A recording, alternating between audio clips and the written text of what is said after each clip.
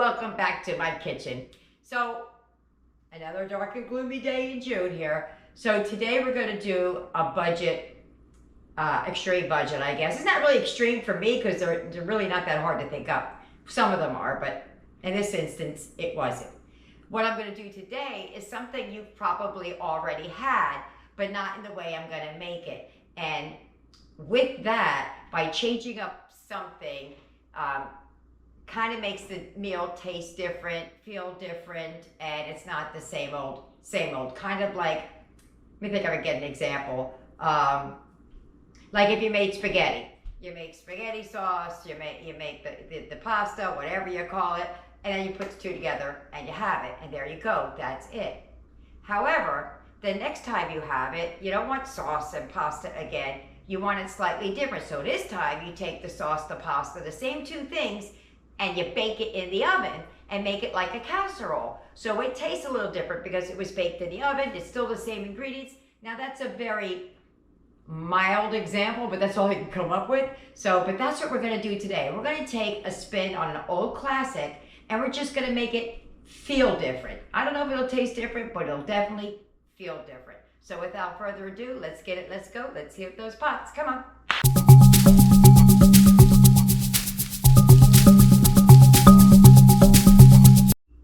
All right, here you go. I know it doesn't look like a lot, but it is. And I'm going to show you how I got the weight and the price for those potatoes.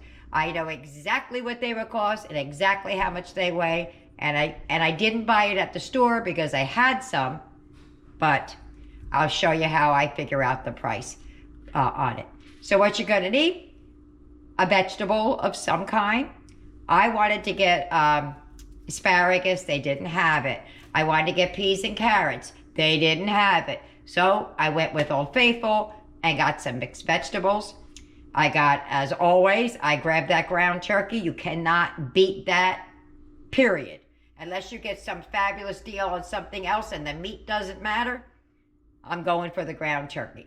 You could use ground beef, ground whatever, even impossible meat or whatever it's called. And then you're going to need some potatoes.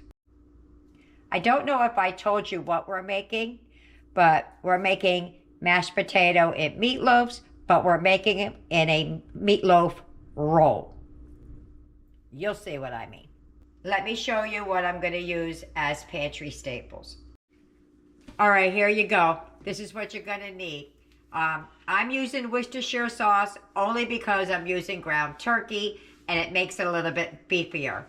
I have some seasoned breadcrumbs in there. You could also use a box of stuffing. That could work as well. An egg, and the brown sugar and ketchup is optional. I have it, I could use it. Whatever you want to top your meatloaf with is what you could do. You can leave it dry. You could put barbecue sauce. You could just use ketchup. Whatever you want. Whatever pantry staple you have and that you like. You could use cheese if you had it. But whatever you got, or use nothing at all. I have that. That's what I'm using. Even though I'm using seasoned breadcrumbs, or you could use stuffing mix, I'm going to add a little bit of extra seasoning. I'm going to add a teaspoon of the onion powder, the garlic powder, paprika, maybe a little bit more of the parsley, and salt and pepper to taste. This is what I use when I'm weighing things out and I want to know price per pound and things like that. I'm not doing the math. Sometimes I do. But for the potatoes, I wanted to make sure I had exactly what I spent. So, and I didn't want to buy more potatoes because I have a whole sack of them. So, this little scale, all you do is you come down here. I say 75 cents per pound. I put my two big old potatoes on here. 2.88 pounds, $2.16. I hope you can see that. It looks like you can, but if not, I'll take a picture and I'll give you a snapshot. So let's get to making dinner.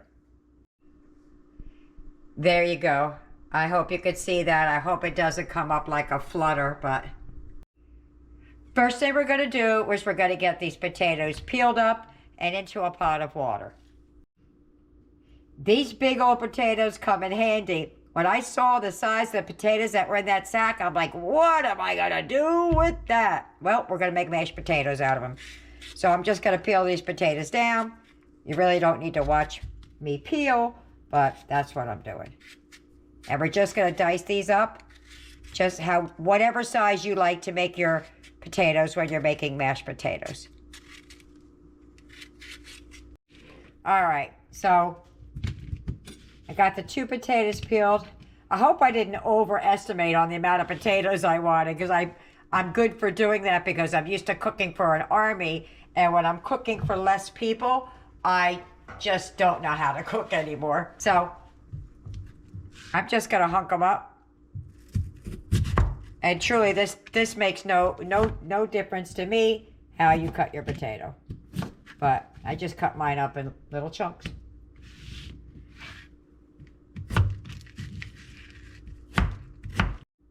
All right, so they're all chopped up. I'm gonna boil them, and we're just gonna make mashed potatoes however you wanna make them.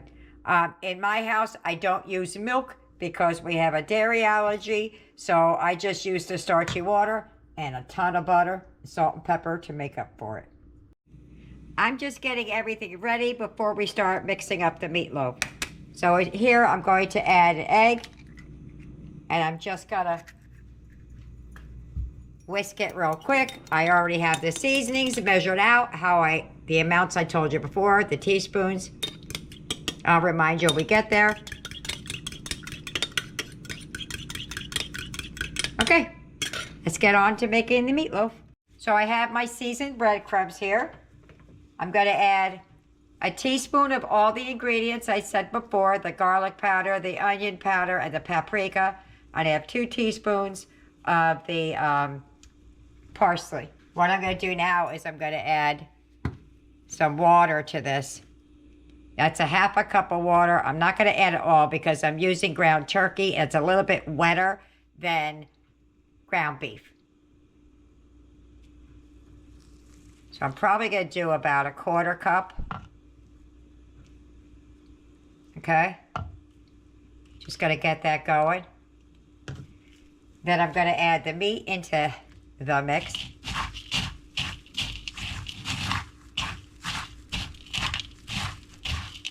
Got the gloves on because I'm going to...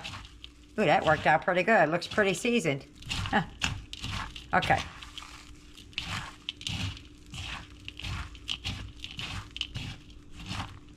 Okay. We're going to add a pound of meat, whatever meat you choose. I'm going to add some of the Worcestershire sauce. I do that because I'm using ground turkey. And you'll see what we're going to do to make this different than regular old meatloaf. So I'm going to mix this together before I have to add salt and pepper, before I add the egg. Because I want to make sure it's not too wet. Sometimes it's too wet. But this will make your meatloaf go twice as far by using the 2 cups of the breadcrumbs or stuffing that you like ground chicken, ground turkey, ground whatever, not ground turkey, chicken stuffing, turkey stuffing, I think would be good.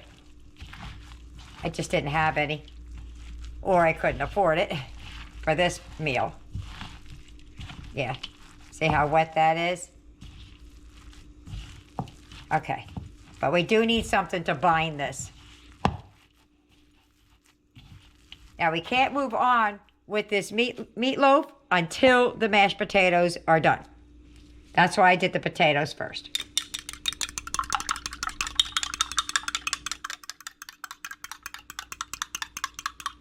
I'm going to add about half of this egg to it. Whoop. I just don't want it to get too wet or I'd have to add more breadcrumbs.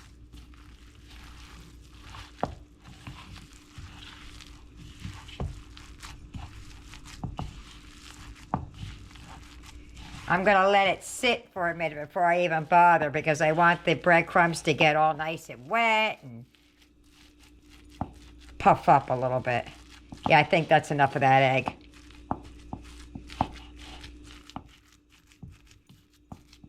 All right, we're just gonna let that sit for a little bit until the mashed potatoes are done. There you go. Okay, so for the potatoes, you don't want them real thin. You want them a little bit on the thicker side. Just off camera, I have some of the starchy water that I saved. I'm not gonna use all that. I just dump some in there and call, scoop, and I got it. You make your mashed potatoes however you like to make them. I'm gonna put a big old dollop of butter in there because well, it's not really butter. It's country crock vegetable spread. And then I add a little bit of salt and pepper, whip it, and then I decide what kind of a liquid I need. Now, if Eric wasn't eating, I would certainly add milk. But he is, and it's just easier this way so we all can eat. So, I'm gonna save your ears and mix this up real quick. I think I might have got it right on the first try. Hold on. Going in with my plastic spoon because I don't want to burn my mouth. You see how thick they are? I want them a little bit thicker than like real creamy mashed potatoes. Oh, they had a little bit of butter on it. Take something from the bottom here. That's perfect. It's exactly how I want it. It's got enough salt, it's got enough pepper. I did add a little bit of salt and pepper while I was mixing it, but you didn't really need to see me do that. What you need to see me do is what I'm gonna do of it right now. Okay, I'm not really sure which way I wanna do this, but hold on a minute. I'm gonna put some saran wrap down on the counter. Okay.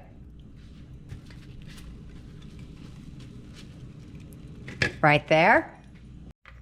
You can't really see the saran wrap down here, but trust me, it's end to end. Okay, we've had that sitting for some time now.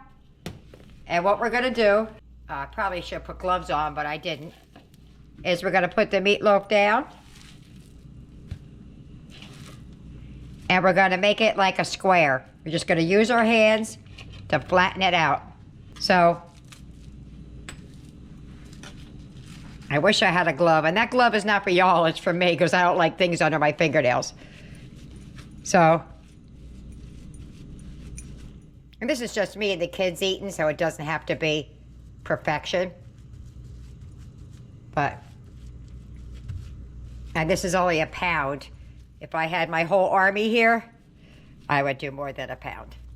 All right, I'm gonna smooth that out so it's got some kind of a shape to it. Kind of like that. Okay, let me wash my hands. You know what I just realized? I got so dangerously close to the edge of that pan. I hope it doesn't overshoot when I go to roll it up. Okay, so, like I said, it's the same old, but different. We're gonna take our mashed potatoes and we're gonna put some down.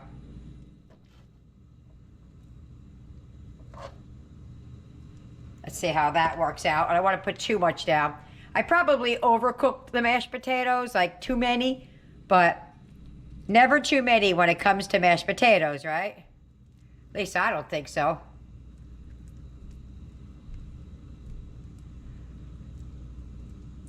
Hopefully it won't squish out. That's my only concern. It's the squishiness.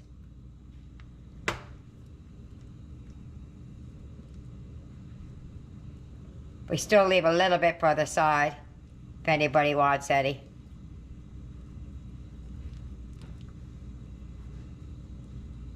I think that looks good. I haven't made this in forever, so I hope I'm remembering right. I'm going from memory. Okay. So what we're gonna do is we're gonna take the saran wrap like this, and we're gonna roll it over. Okay? Probably could put more. Let me just put a little bit more mashed potato. I'm probably making a mistake, but learn with me. I still have quite a bit of mashed potatoes left, and I don't want to like lose the mashed potatoes inside of the meat.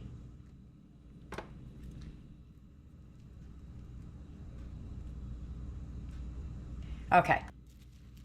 Now what I'm gonna do is I'm gonna take my, I was gonna say foil, my saran wrap, and we're gonna roll it over.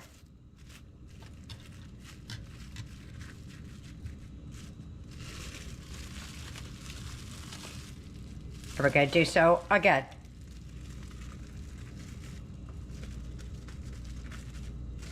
Booyah.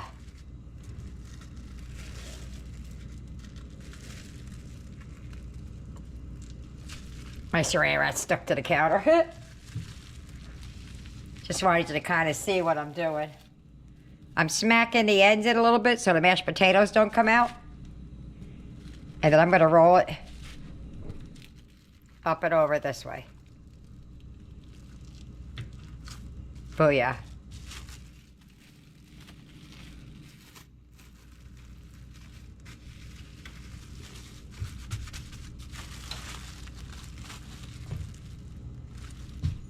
Okay.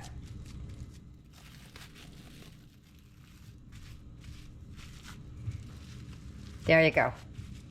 Now you could cook it as is, but what I'm gonna do is I'm gonna put it in the refrigerator just for a few minutes to let the meat like start holding on to itself for just a few minutes. It's probably not going to matter, but to me it does right now. And look how big that is. My pointer finger, wait, Ben, it's from my arm here all the way to my elbow. All right, and I still have a lot of potatoes left. I'll show you in a minute. All right. The idea I had was to do it on top of this, but it didn't quite do what I wanted it to do.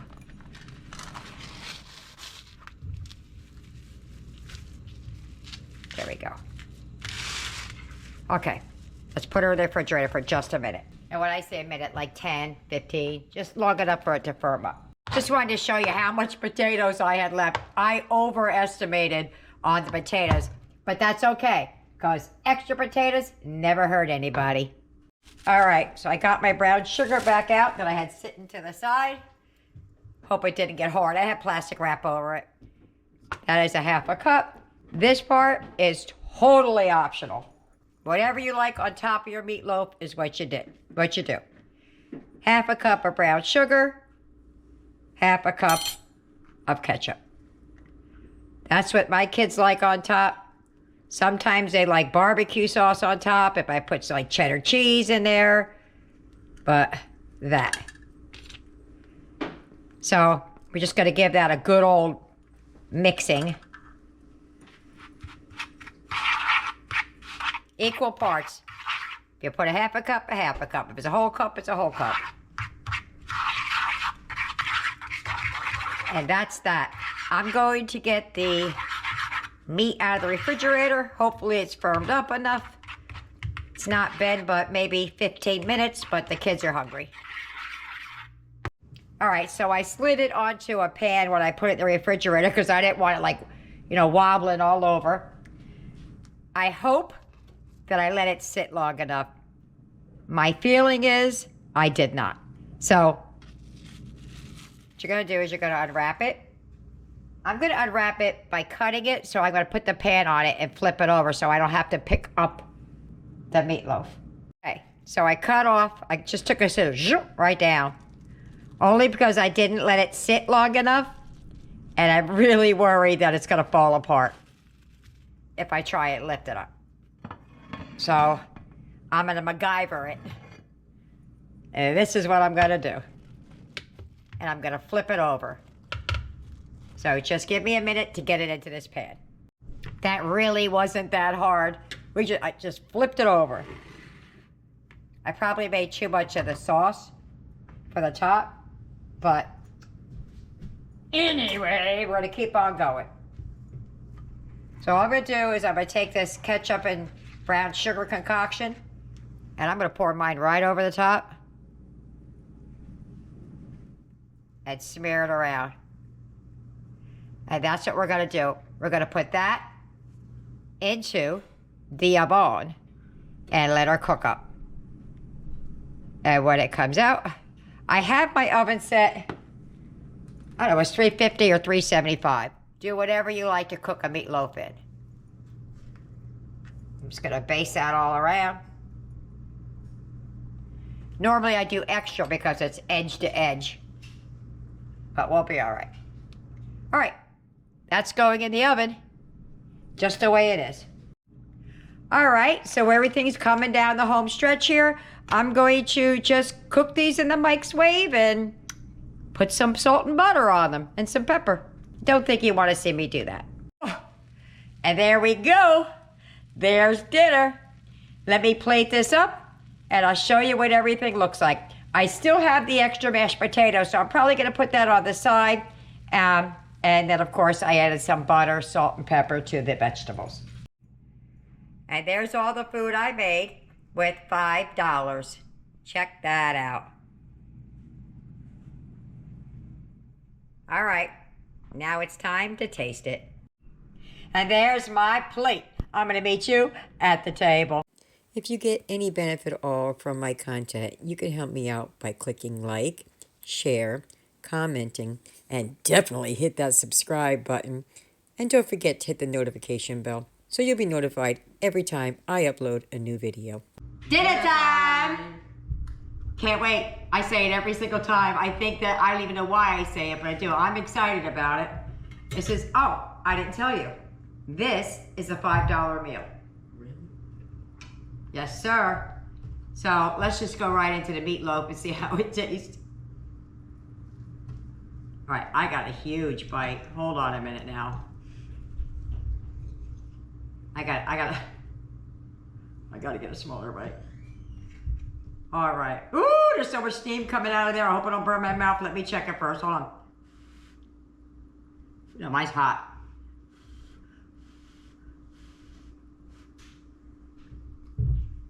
You gotta tough it out? Mm-hmm. He always toughs it out. Ready, set, go.